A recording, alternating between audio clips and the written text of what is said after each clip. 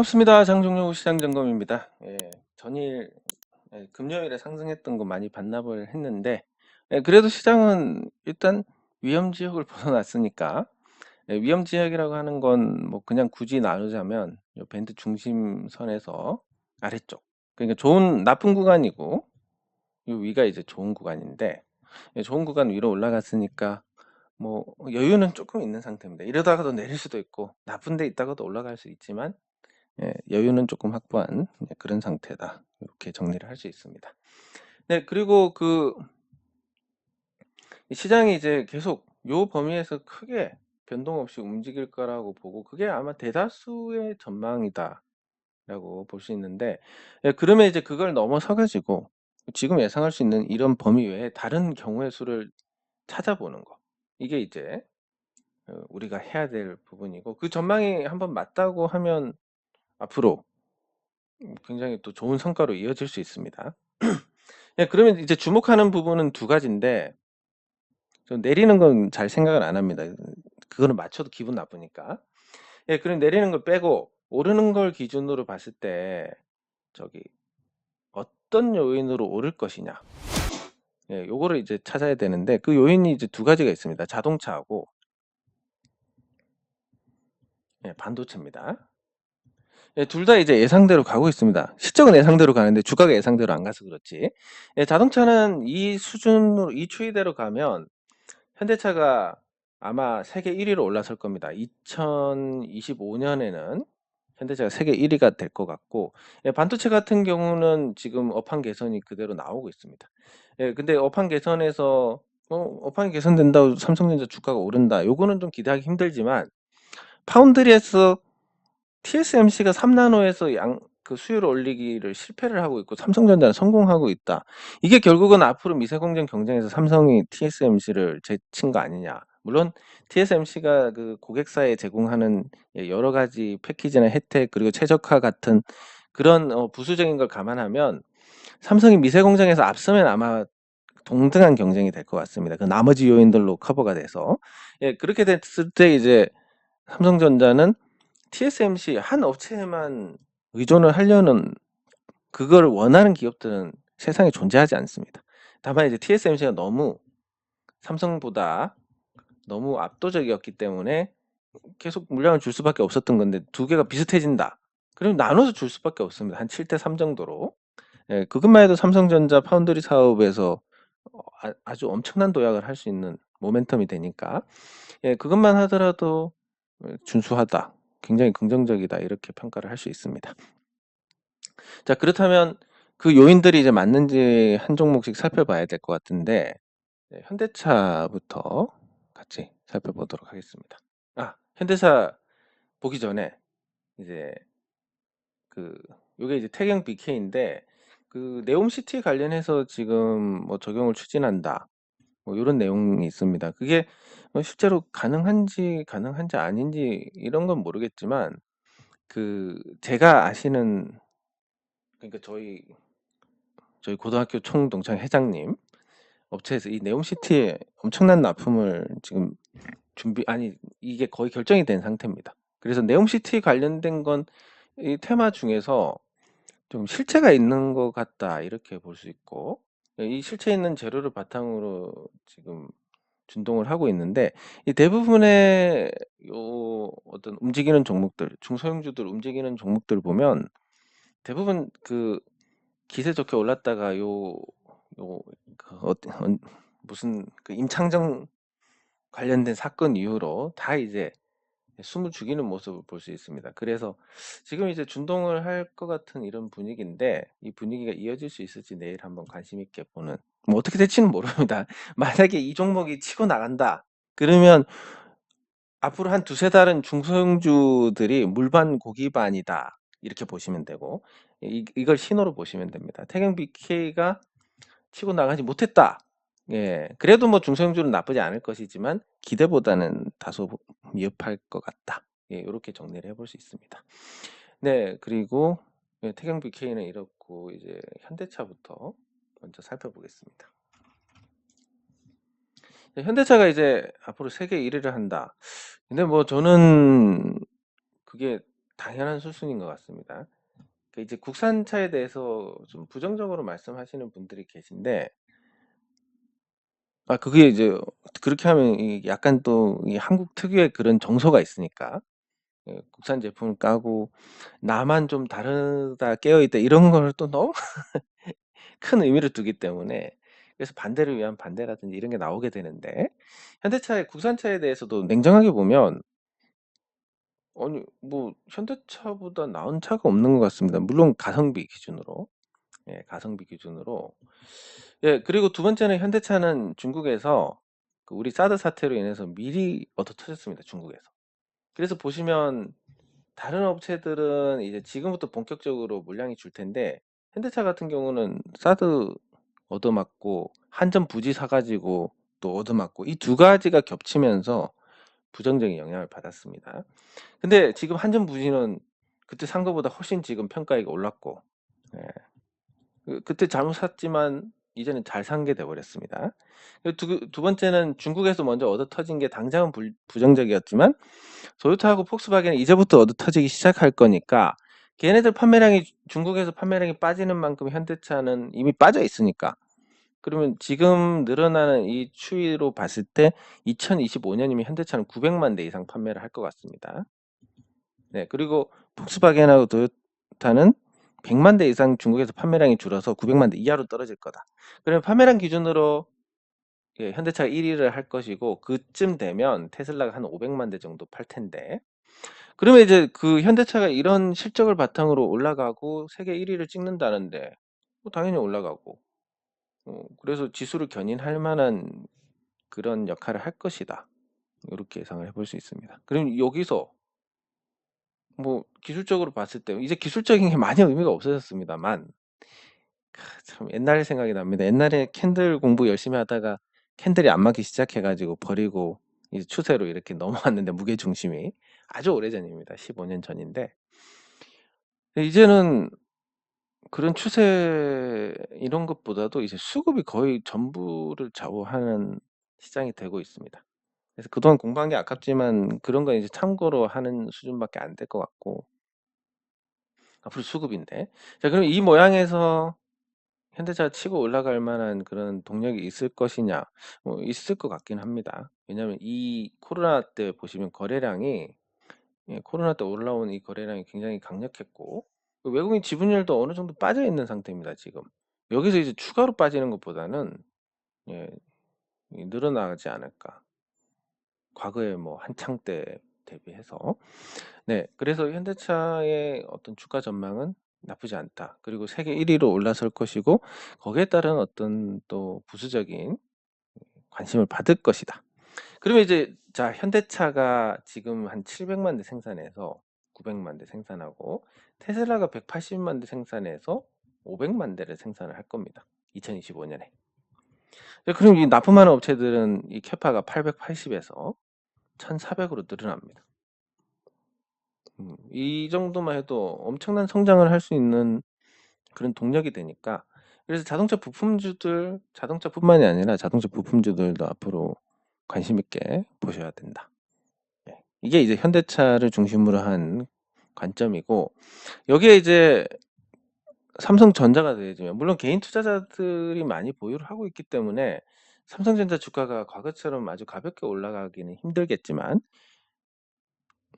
그 파운드리 쪽에서 TSMC를 어쨌든 기술적인 측면에서는 잡았다라는 것은 새로운 모멘텀이 될 수 있습니다. 그래서 8만 원대를 회복할 만한 그 모멘텀으로는 TSMC랑 기술적으로 동등한 수준이 됐다는 건 충분한 사유가 되고, 그래서 삼성전자가 무겁지만 8만 원까지 가는 과정에서 많은 개인 투자자들이 여기서 탈출을 해서 시장에 유동성 공급을 하게 될 겁니다. 자, 그러면 그 유동성 공급하는 걸 조금 더 자세하게 들어가면 이렇습니다. 유동성 공급할 때, 그러니까 유동성 공급 역할을 할 때 보면 보통 처음에 이렇습니다. 나는 주식 위험하니까 딱 1000만 원만 주식 투자할 거야.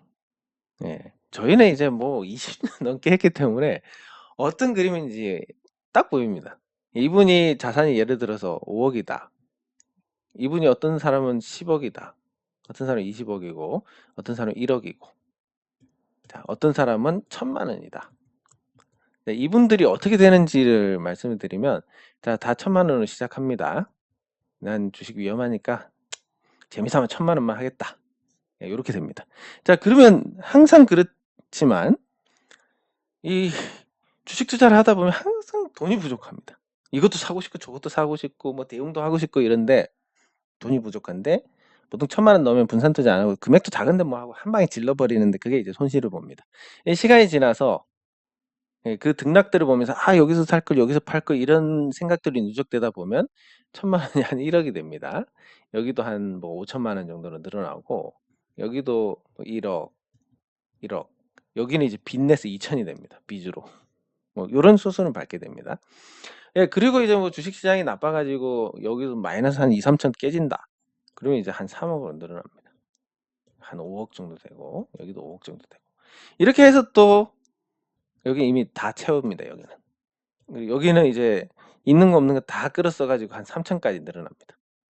여기서 이제 5억 다 채우게 되고 여기 또 10억 되고 20억 되고 이걸 뭘 말씀드리냐면 파산하고 그리고 여기도 빚내서 한 2억 들어가고 뭘 말씀드리냐면 결국은 내가 가용할 수 있는 모든 돈이 주식에 들어가게끔 돼 있습니다. 예. 그렇기 때문에 주식 투자를 해서 유동성이 공급된다라는 것은 예를 들면 아파트가 오른다. 아파트가 상승해가지고 내 아파트 담보로 대출을 5억 받을 수 있던 게 한 7억까지 받을 수 있게 됐다. 이 2억은 어떻게 됩니까? 요런 분들이 대출 추가로 받아가지고 여기 들어가게 됩니다. 정말로. 그래서 부동산이 오르면 주식이 오르는 게 요런 이유 때문입니다.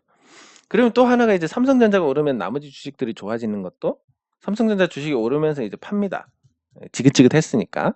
그러면 이 자금들 중에서 이 상태였다면 이 중에서 일부를 쓸 수 있게 됩니다. 안 그래도 진짜 목구멍에서 손이 나올 정도로 돈이 필요한 상태에서 삼성전자가 해방이 됐다. 그 돈 다른 종목으로 다 들어가게 됩니다. 그러니까 아파트 가격이 올랐을 때처럼 유동성이 공급되는 효과, 항아리에서 물을 퍼서 다른 종목으로 들어가는 이런 효과가 발생을 하게 됩니다. 예, 그래서 삼성전자 주가가 오르면 많은 주주들이 해방이 되고 그 해방된 주식은 거의 100% 다른 종목으로 들어가게 되는 그런 구조라서 유동성 공급에 어떤 긍정적인 역할을 하게 된다. 이렇게 알고 계시면 될 것 같습니다. 예, 그래서 이제 제가 말씀드리는 게 주식, 부동산, 뭐 태양광 뭐가 좋을지는 모르지만 이런 현상들을 알기 때문에 계속 제가 태양광을 추천드리는 겁니다. 태양광 투자하시라고. 주식 하고 싶다 그러면 태양광 투자하시고 거기서 나오는 돈으로 주식 투자하시면 되지 않냐. 예, 이런 건데 주식 뭐 태양광도 그게 뭐 예정대로 되느냐 물론 변수는 많습니다만 여기 보시면 제가 그냥 무식하게 일을 하는 게 아니라 계속 시간을 줄여 나가는 방향으로 하고 있습니다. 뭐 예를 들면 이런 거 여기 보시면 이게 이제 사업 계획서인데 요 사업 계획서상 보면 이런 식으로 이제 내용들이 아주 많이 들어가게 됩니다. 그러면 이 내용들이 들어가는 걸 매번 바꾸고 매번 하다 보면 꼭 빠뜨리는 게 생기고 꼭 또 이게 틀린 게 생기고 이러다 보면 또 보완해야 되고 이런 문제가 생기는데 뭐 이런 부분들 봤을 때 이제 여기 데이터만 넣으면 자동으로 요 안에 데이터만 넣으면 자동으로 요 사업 계획서가 완성이 되게 만들었습니다. 이거보다 더 세련되게 만들 수도 있는데 그것보다는 이제 제가 요 데이터를 넣으면서 이제 실수를 하는 부분들을 눈으로 확인할 수 있게 너무 또 전자동으로 만들면 한번 틀리면 다 고쳐야 되니까 그렇게 해서 이제 요런 그 데이터만 집어넣으면 바로 사업 계획서가 나오게 만들어 놨습니다. 이런 식으로 이제 제가 왜 하루 만에 발전 사업 허가를 접수를 할 수 있느냐 서류만 들어오면 요런 거 그리고 우리가 뭐 공사를 하는 부분이나 이런 것도 굉장히 지금 빠르고 신속하고 잘 할 수 있게 계속 다듬어 가고 있습니다. 예를 들면 우리가 태양광 기자재 같은 경우도 이 대우 컴프레셔랑 제가 직수입하는 거랑 비교하면 아무리 대우 컴프레셔가 옛날 이름값을 못한다 하더라도 대우가 옛날보다 이름값이 떨어졌다 하더라도 이 대우가 들어갔고 지금 중국하고 무역 거래가 대우 컴프레셔 같은 경우는 한 1년에 4,500억 정도 됩니다. 이 정도 되는 그 구매 파워를 갖고 이제 바이어들 접촉하는 거하고 생판 모르는 제가 저쪽에 뭐 알리바바 통해서 이 직수입 타진하는 거하고 비교하면 아무래도 이쪽이 조금 낫습니다. 근데 그러면 저는 그냥 똑같은 가격에 들어오고 똑같은 가격에 들어오고 대우가 요 수입하는 과정에서 제가 갖고 올 수 있는 가격만큼을 자기들이 먹고 이러면 이제 대우에 투자한 우리 지분의 어떤 가치도 좋아지고 그러면서 이제 대우가 이런 태양광 기자재 사업을 하게 됩니다. 인증받고 그 제품화 시켜가지고 이제 우리뿐만이 아니라 다른 데 파는 걸로 우리를 기반으로 다른 데 이제 기자재를 공급하는 업체가 되면서 중국의 컴프레셔뿐만이 아니라 태양광 모듈, 인버터 그리고 알루미늄 구조물까지 이제 대우 컴프레서가 다루게 되고 거기에서 이제 매출이 제가 예상하기로는 한 100억에서 200억 정도 늘어날 것으로 보고 있습니다. 이렇게 이제 그냥 하다 보니까 우리도 이렇고 우리가 또 투자한 회사도 이렇고 이런 부분들로 하나씩 하나씩 최선을 다해서 뭔 일이 그렇게 하냐 무식하게 맨날 똑같은 반복적인 일을 하는 게 아니라 생각을 하면서 계속 이렇게 갑니다. 그래서 이 사업 계획서 같은 경우도 제가 처음에는 발전사업 허가를 하루에 하나 만들었는데 이런 식으로 바꾸니까 하루에 6개도 만듭니다.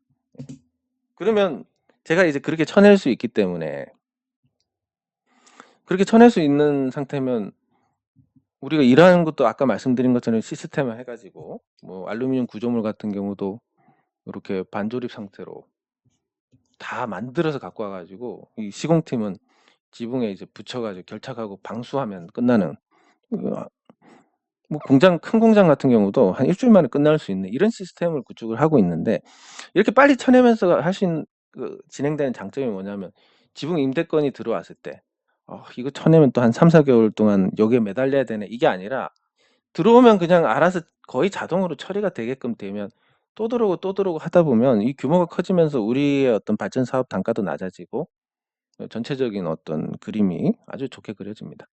그러면 이제 제가 말씀드리는 핵심이 뭐냐면 어디까지나 이건 주식 투자를 잘하기 위해서인데 우리가 신속하게 필요할 때 태양광 투자를 해서 여기서 나오는 돈으로 주식 투자를 한다. 얼마나 안정적이겠습니까? 첫 번째로. 그리고 요거의 관리는 20년 동안 그때 말씀드린 것처럼 이 공제회를 운영을 합니다. 이 공제회 운영을 통해서 매달 공제에 필요한 돈이 이제 적립이 되고 그걸 통해서 이제 20년간 발전 사업에 어떤 공백 없이 해 나갈 수 있게. 이렇게 하다 보면 이 공제회에 되는 이 적립금은 아마 이 계산해 보면 여기서 남는 건 없습니다. 그러면 이 적립금은 어떻게 되겠습니까? 뭐 주식 투자로 어느 정도 실력이 검증된 제가 요걸 가지고 운용을 하게 될 겁니다. 만약에 손해 보면 어떻게 됩니까? 제 돈 채워 넣고 이익 보면 여러분들의 어떤 관리의 이 질이 훨씬 더 높아지게 될 겁니다. 아마 그렇게 될 수밖에 없는데 왜냐면 우리가 태양광으로 주식 투자를 하게 되면 이전보다 훨씬 더 새로운 세상을 경험하게 될 겁니다. 매달 안정적인 현금이 들어오는 상태에서 주식 투자를 한다. 이거랑 있는 거 없는 거 다 끌어모아 가지고 아까 설명드렸듯이 그렇게 해서 결국 1,000만 원을 시작한 게 내가 가용할 수 있는 자산 모두가 들어갔을 때 주식 투자를 하는 심리하고는 하늘과 땅 차이입니다. 그래서 이 태양광이 잘 될수록 잘할 수밖에 없고 뭐 정신없이 바쁘다면서도 요런 내용들을 제가 계속 보완을 해 나가고 있으니까 그래서 같은 일을 해도 점점 더 많은 일을 하게 되고 점점 더 많은 일을 하다 보면 드디어 어느 시점에는 다 쳐낼 수 있게 돼서 또 시간이 남게 됩니다. 그 남는 시간에 이제 다시 제가 주식으로 돌아와 가지고 신경을 쓸 수 있고 이러다 보면 과거에 비해서 한 7-8배 일을 하면서도 똑같은 질적인 어떤 정보를 제공할 수 있는 높은 퀄리티의 주식 정보도 제공을 해 드릴 수 있고 그리고 우리가 주식 투자하는 환경이 어떤 기법보다 이런 안정적인 현금이 들어오는 게 훨씬 낫다라는 것까지 더해지면 앞으로 여러분들 주식 투자하시는데 엄청난 도움이 될 겁니다. 경제적 자유인으로 보다 빨리 갈 수 있는 그런 상태가 될 겁니다. 그럼 댓글 확인하도록 하겠습니다. 감사합니다. 네, 감사합니다.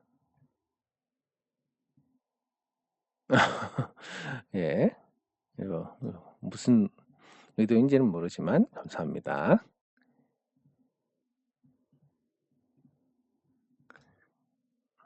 예, 감사합니다. 저거를 그러니까 뭐 제가 옛날부터 저런 식으로 이제 만드는 걸 좋아하는데 예, 감사합니다. 예, 유가 100달러 시대가 다시 올 것 같습니다. 예, 금도 오르고 예. 아, 코덱스 CD 금리 액티브. 요거는 이제 제가 잘은 모르지만 이 운용 수수료가 굉장히 적습니다. 20분이 됐습니다. 운용 수수료가 적고 그래서 그리고 이제 CMA 넣는 것도 뭐 하루 넣었다 뺐다 할 수 있고 요 코덱스 CD 금리 액티브도 하루 넣었다 뺐다 할 수 있는데 뭐 굳이 두 개를 놓자 보면 네, 놓고 보면 그 사실 그 뭐 저 같은 경우는 그렇습니다. 1년에 뭐 3.5%다, 4%다. 뭐 사실 저는 이게 뭔 차이지 뭐 그게 그거 아닌가 이렇게 생각을 하기 때문에 그 요거 차이는 이제 이거보다 훨씬 작을 겁니다. 예. 그래서 편하신 대로 하시면 될 것 같은데 뭐 개인적인 생각은 그래도 뭐 코덱스 쪽이 조금은 낫지 않을까.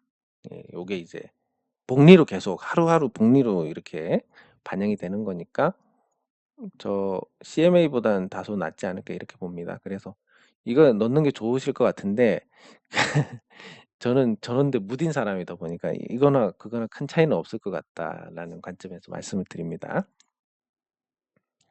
예, 대성 파인텍 같이 살펴보도록 하겠습니다. 예, 감사합니다.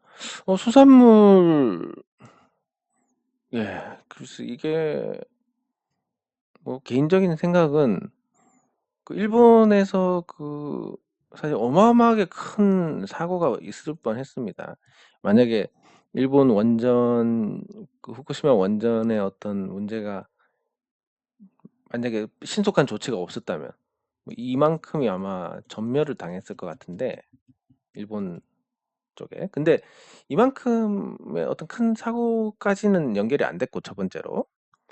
네. 그리고 그 연결이 안 된 이후에 실제 이제 오염된 물은 과거에 다 방류가 됐고 지금은 이제 원자력 발전소에서 방류하는 그 기준으로 방류를 하고 있는데 지금 와서 뭐 이걸 수, 저 수산물을 뭐 먹으면 좀 그렇다. 이거는 조금 옛날이면 한 10년 전이라면 그 얘기가 맞겠지만 지금은 조금 좀 과한 부분이 아닌가 싶습니다. 예, 그래서 실질적으로 수산물 쪽에서 어떤 변동이 있을까에 대한 것은 그 이슈로만 보면 크지는 않을 것 같다. 예, 그렇게 말씀을 드릴 수 있고 그래도 말씀하셨으니까 동원수산 같이 살펴보도록 하겠습니다. 네, 감사합니다. 근데 이제 뭐 생각이란 게 계속 바뀌는데 원전 같은 경우는 사고가 한 번 나면 우리는 국토가 좁기 때문에 영영 복구가 불가능한 어떤 문제가 생길 수 있다는 건 걱정스럽긴 합니다. 예. 그렇지만 또 그거 버리자니 전기 요금에 한 두 배, 세 배가 오를 텐데 그게 또 좀 현실적으로 또 그게 감수하기 어려운 부분이다 보니까 요 두 종목은 빠르게 보도록 하겠습니다. 대성 파인텍. 네, 대성 파인텍이 그거 어떤 뭐였지? 하이퍼 캐스팅 그러니까 테슬라의 기가큐 캐스팅 관련해서 수혜를 받는다. 어떤 수혜를 받을지는 잘 모르겠습니다. 저는 이 업체가 콘덴서 만들고 자동차 부품 만들고 그런데 금형 제조에 어떤 특화된 기술은 갖고 있기는 한데 그걸 이제 이 하이퍼 캐스팅 현대차 하이퍼 캐스팅에 적용을 할 수 있을지에 대해서는 근데 저번에도 말씀드렸지만 어디 수혜주다 그러는 것보다는 현대차가 거의 직접 하려고 다 준비가 되어 있습니다. 예, 그렇기 때문에 수혜주가 거의 없다라고 보는 게 맞을 것 같습니다. 이 종목은 이 분야는 오히려 그 어제 말씀드린 그런 하이퍼 캐스팅 그 기가 캐스팅으로 찍어낸 차체끼리 연결하는 그 부속에 대한 수혜주는 있지만 금융 기술이 좋다 해서 현대차가 그걸 쓰겠냐 그러면 자기들 뭐 축적된 기술이 얼마나 어마어마하겠습니까? 그래서 중소형주들이 그런 부분에서 수혜를 보기는 다소 어려울 것 같다. 그래서 대승 파인텍이 좋은 종목이지만 다른 관점으로 보시는 게 좋을 것 같습니다. 그리고 동원수산은 변동성이 굉장히 크게 나오고 있는데 동원 참치라든지 이런 가격 시총이 아주 낮습니다. 적자가 나고 있기는 하지만 시총 자체가 낮기 때문에 말씀하신 것처럼 가격대가 나쁘지 않다는 건 동의를 하고 장난치기도 좋고 최근에 거래량도 실렸고 거래량 실려고 죽었고 주가가 털고 나간 것 같지는 않습니다. 저 거래량에. 그러니까 일종의 매집형으로 본다면 말씀하신 부분에 굉장히 일리가 있습니다. 어떤 재료는 없지만 기술적인 부분에서는 말씀하신 게 일리가 있는. 그래서 뭐 저렇게 가다가 이제 적자가 끝난다든지 하면 괜찮은 결과가 있지 않을까 싶습니다. 네, 장 종료 후 시장 점검은 여기서 마치도록 하겠습니다. 수고하셨습니다.